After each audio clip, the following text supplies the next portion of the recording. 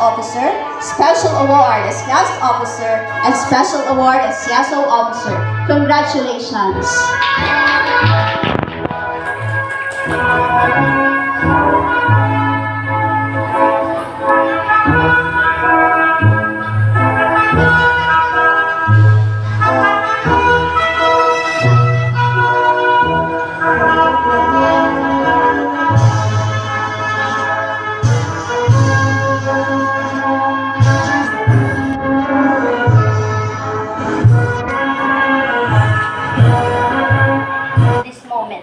Congratulations, class of 2024. The worlds await us. And I have no doubt that each and every one of us will go on to achieve greatness. Thank you.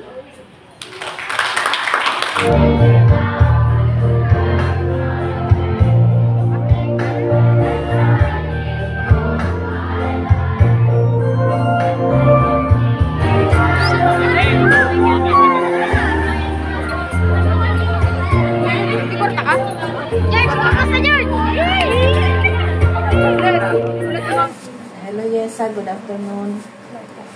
Kamusta ka na? Pasensya ka na, hindi ako nakabalik agad kasi araw-araw umuulan eh. No? Ngayon nga hindi ako naka-intro sa labas dahil sobrang lakas ng ulan. Kaya pasok na lang kami. Kasi nga pala, kaya nandito ako para tanungin kita kung kamusta ka na nung bago pinangbalikan. Nalulungkot ka pa rin ba dahil wala yung papa mo? Yung graduation mo? Nalulungkot ka pa? Pasensya ka na kasi talagang gano'n ang nangyayari. Pero yun nga, parang gawin mo lang na parang ano mo sa buhay mo na kailangan magsikap dahil kahit ganyan ang naging nangyari nung graduation mo na kulang, may hinahanap ka, diba? Kaya, okay lang yun. Talagang ganun ang buhay. Yesa, pinalikan nga pala kita kasi gusto ko na malaman sa'yo kung ano yung ginawa mo ng the last few days na yung 1 linggo mahigit din ako bago nakabalik ka na. Kasi sabi ko nga, pahingan muna kita kasi parang nagiging emotional ka kasi. Ayun, ngayon, tanungin kita Yesa kung tungkol sa school, sa pag-aaral mo. Kasi ang alam ko kasi pag top 1, di ba valedictorian ka, top 1 with honors. Meron bang school na nag-offer sa'yo ng scholarship? Opo, meron po. Ano yun? Saang school yun? Yung OLPA po. Anong ibig sabihin ng OLPA? Our Lady of the Porteria. Ano yun? Private school? Opo, private. So, ano kaya? Ano bang, sa palagay mo, kaya mo yung, nila? Yung, bang tawag doon, yung, kaya mo ba yung mga lessons doon sa private na yon? Opo. Dahil kaya mo po? Okay. Sige. Ngayon, gusto mo ba na doon ka sa La Porteria na yon? Ang magiging problema mo lang doon ay books. At saka uniform. Oo, kasi nga may scholar ka na, no? Parang, ang alam ko, free tuition yung gano'n, di ba? Oo. Ngayon, so, yung books na lang, uniform, at saka shoes, saka mga school supplies, ano? At, yung bag mo naman, kumusta yung bag mo nung last year? Magagamit mo pa ba? Ayos pa naman. Kunting na lang para kahit hindi bago, kunting tiis na lang, makapag-aral ka lang, ano?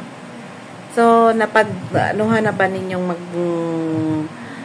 ng iyong mama kung papag-aralin ka doon sa nagbigay na yon ng scholarship? Hindi Pag-usapan nyo na ba? Hindi po sigurado kasi mahal po talaga yung mga books. Pero siguradong free tuition naman yon. Opo. Sige. Kaya nga ako nandito kasi nag-alala din ako na baka mahuli ka sa enrollment, na kailangan makapagpa-enroll ka na para malaman na ng malalaman natin kung ano ang mga pangailangan mo sa school. Ngayon, siguro gawin natin na sa Monday, by Monday, pumunta na kayo dun sa school na yun. Para, walking distance lang dito? Opo. Medyo malapit. O, yun. Kung ganun, kaya mong lakarin yon araw-araw. Doon ka makakatipid, no? Walking distance lang. So, kasi ilang kayong mag-aaral ngayon? And ngayong pasukan? Ilan kayong, 4 kayong mag-aaral. Kaya kailangan talaga magsakripisyo, no? Ang bawat isa. Ngayon, kasi ikaw, first year high school ka na, kailangan mo na talaga na tutukan mo yung pag-aaral mo. Dahil ang scholarship may mini-maintain niya na average, di ba? Mga sa subject mo, kailangan lahat yung kailangan mong magpaka-kuwan talaga. Pag-aaral sa aral lang talaga. Yun. Tsaka yung siguro yung cellphone na kakailanganin mo, nasabi naman natin, nabanggit na natin doon sa unang vlog natin na kailangan mo talaga ng cellphone. At yung alam naman ng karamihan yan na ngayon talaga nagre-research ang mga bata sa cellphone. Doon na talaga sila kumbaga doon sila umaasa na doon sila kumukuha ng mga ibang lessons na pag-aaralan. So, ngayon, ang gagawin natin, ay pupunta kayo ng mama nyo sa OLPAC para malaman ninyo kung ano talaga ang mga pangangailangan at malaman natin para mahingi natin doon sa mga tao na may mga sobra-sobra ng sa buhay na gustong na tumutulong sa mga katulad mo, no? Kaya nga kailangan agapan nyo ng mama nyo na makapagpa-enroll ka na kasi yun nga iniisip ko baka malate ka sa enrollment. Ayun, Asya nga pala, kaya po hindi nyo ngayon nakikita yung mama ni Yesa kasi meron po kasing ang mama nila, tumutulong po kasi ang mama niya sa anak buhay sa kanyang kuya dahil sila lang pong dalawa talaga ang nagtutulungan. Naglalabada po ang mama niya sa isang linggo, 3 o 4 na araw po yata na naglalabada ang mama niya para lang po makatawid sila sa gastusin nila araw-araw. So, kaya po ay nagsisikap din yung mama niya na kahit sa 4 na anak na mag-aaral ngayon ay nagsisikap din talaga na maibigay at makapagpaaral sa mga anak na kailangan na talagang mag-aral. Ayun po. Kaya ang mama niya ay busy araw-araw, naglalabada po, naglilinis sa bahay, kaya hindi pa po natin nakikita. Pero sa susunod pong vlog ay makikita nyo na po. Sa mga susunod na vlog po ay may papakita na po natin ang mama niya. Kasi pupunta po sila sa school para po malaman ng mama niya kung ano talaga mga pangangailangan ni Yeso sa school. Saka yung iba niyang mga kapatid, yun po ang pinagsisikapan ng mama niya na kahit sa hirap ng buhay ay mapaaral yung kanyang mga anak. Si Yesa po nga nung nag-aaral sila talagang sobrang hirap daw ng buhay nila.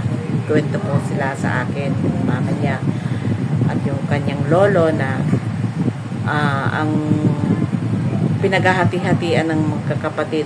Bago pumasok ay 3 tuyo sa umaga, pinaghati-hatian, itlog, para lang hindi magutom sila. At kung minsan wala rin silang pagkain, at ito nga si Yesa, hindi rin mapigilan kahit walang pagkain, hindi nakakapag-almusal, pumapasok talaga siya. At may maganda namang kinahinatnan yung kanyang pagsisikap. Dahil nga po, ayun, makikita po natin sa vlog natin na to, na makikita po natin yung sa graduation niya. Sa unang vlog po pala, napakita na namin yung sa graduation niya, at yun na lang pong pagkabit ng medal ng mama niya, yung sa processional march ba yun? Yun po, makikita na lang po yun. At saka yung mga awards na binabanggit habang papaakyat si Yesa sa stage, binabanggit na po kung ano yung mga nakuha ni Yesa. Ayun po. Kaya ano po ay sa mga tao po, shout out po sa mga gustong tumulong kay Yesa, sana po ay mapakinggan nyo kung ano po ang kahilingan ni Yesa. Ulitin ko sa iyo, Yesa, ano pa ba talaga ang kailangan na sa pag-aaral mo? Anong makiusap mag-ano tayo? Kung makiusap ka sa mga tao na matulungan ka. Sa mga nanonood po dyan, sana po matulungan niyo po ako makapag-enroll at makabili po ng mga school supplies ko para makapag-aral ako. Yan. Yun po, kaya parang kasi po sa mga nakikita ko po kay Sir Paul, shout out po Sir Paul Pugong Biyahero at Ma'am Tita PB Love, nakikita ko po kasi sa inyo, kayo po talaga, ina-idolize ko po talaga kayo dahil kayo po yung mga vloggers, malalaking vloggers na po, at may mga mabutihing puso po na pinipili niyo po talaga yung mga bata na gustong-gustong makapag-aral, matataas ang grades, pero walang kakayahan sa buhay. Sir Paul, Ma'am People Love, shout out po sa inyong lahat yan, yung mga vloggers po na malalaki na, talagang matatatag na po, ay kami po ay nananawagan po sa inyo para po matulungan si Yesa Karaig po na makapag-aral siya ngayon. Kaya po ako ay lagi ko pong pinapanood ang Pugong Biyahero, ang PB team po, palagi ko pong pinapanood sila dahil sila po yung mga tao na nahihingian ng tulong, at sila po yung nakakakita at nalalaman nila yung mga batang kailangan tulungan. Alam ko po si Sir Paul, shout out po sa iyo. Marami na po kayong palaki ng palaki na po yung pamilya nyo na binibigyan nyo ng scholarship ang mga batang katulad ni Yesa. Sir, Ma'am Tita PB Love, sana po ay mapansin nyo po itong vlog ko kay Yesa Karaig po. Ayun lang po. At tinutulungan ko po si Yesa sa pagdadasal na sana po ay mapansin nyo. Shout out po dyan sa mga tao na sobra-sobra na po ang kanilang blessings. Sana po ay may share nyo rin po kay Yesa ang kahit kunting blessings lang po, mapagkalooban nyo rin po si Yesa. Ngayon, Yesa, kung sakali na may mga tao na makapagtulong sa'yo, huwag mong biguin sila. Kasi katulad ng Pugong Biyahero team, yung mga batang kinukuha ni Sir Paul, mga katulad mo, talagang matataas yung mga grades. Kaya dito, ipapakita natin kay Sir Paul, Pugong Biyahero, at Ma'am Tita PB Lab, yung mga, ano mo, yung medals mo, yung card mo mula grade, ano ba yung mga naipon mo, anong grades na nandiyan dyan. Yan. Ito po, grade 6. Sa grade 6, Yung mga award ko po ng grade 6. yung card niya po daw nung grade 6 siya ngayon ay hindi pa daw po nakukuha sa school. Siguro by Monday or sa enrollment po ay maibigay na sa kanya. Sige, ipakita mo yung mga yes. Ito po. Isa-isahin mo na Ito lang. po yung contest sa English. Lakasan mo yung boses mo. Certificate of recognition.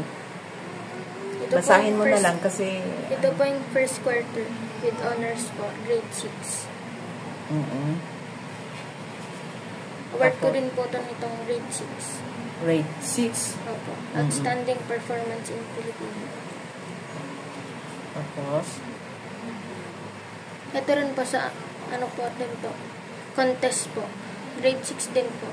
Masining na pagkukwento sa Filipino. 3rd place po. tapos, Ito din po sa English po din to. Competition. tapos, Ito po. Award ko po ng grade 6, Outstanding Performance in Social Science. yung nasa ilalim na, pakita mo ulit.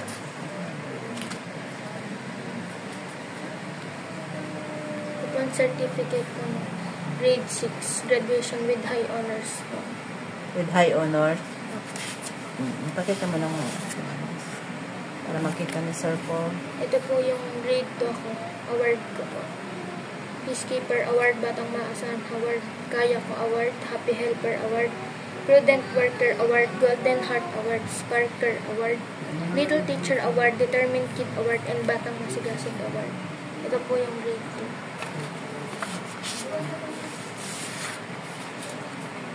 2. Ito po ng kinder. Ang dami. Award. Ang dami. Oo. Ayan po. Napakita na po ni Yesa yung mga collections niya na mga sertipiko at pwera po ng kanyang mga medals.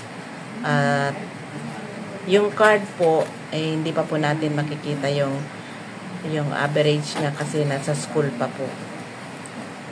Ayun. Napakita natin kasi ano bang pinakamataas mo doon na average? Pinakamataaas. 97 po or 96. Yung passing grade mo kaya, anong Hindi ko na po maalala. 96. 96 Opo. passing grade? Ng grade Mga ano-ano pa? Ano pang, mababa mo? May mababa ka ba? May line of 7 ka? Wala. Wala naman po. Pinakamababa ko po, 93. 93, pinakamababa. Ayun. Pinakamababa na yung 93. Sige, pagka nakuha mo yung card, papakita natin ulit sa kanila para malaman nila na hindi tayo nagsasabi tayo ng totoo. Kasi gusto ko talaga na makita nila Sir Paul. Kahit nasa malayo ka, dito ka sa Bicol region, dito po sa Kamsur, ay kung minsan naman ay kaya namang biyahe ni Sir Paul at yung kanyang mga kasama, PB team, kaya nilang biyahein yun para makita ka lang niya. Pagka si Sir Paul ay hindi busy, pwede siyang basta may time lang siya. Hindi man siya mangako na makakarating, pero basta malalaman na lang natin kung anong maitutulong ni Sir Paul sa pag-aaral mo kung sakasakali man. Sana pinagdadasal ko lang po na matutukan ni Sir Paul o makita o masilip man lang ni Sir Paul itong vlog na to. Sir Paul, kami po ni Yesa ay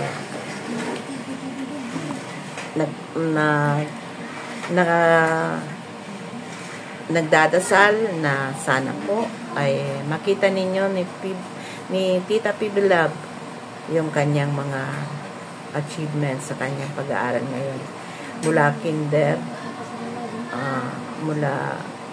mulat-mula, ano ba yun? Ano mo? Mulat-mula? Kinder hanggang grade 6. Ayan po. Meron akong konting pasalubong kay Yesa para po hindi man po siya nakapag-celebrate ng graduation niya, ay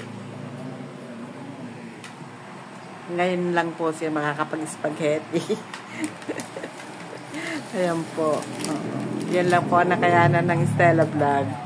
Salamat. Salamat. Okay. Bye-bye po, Sir Paul. Po.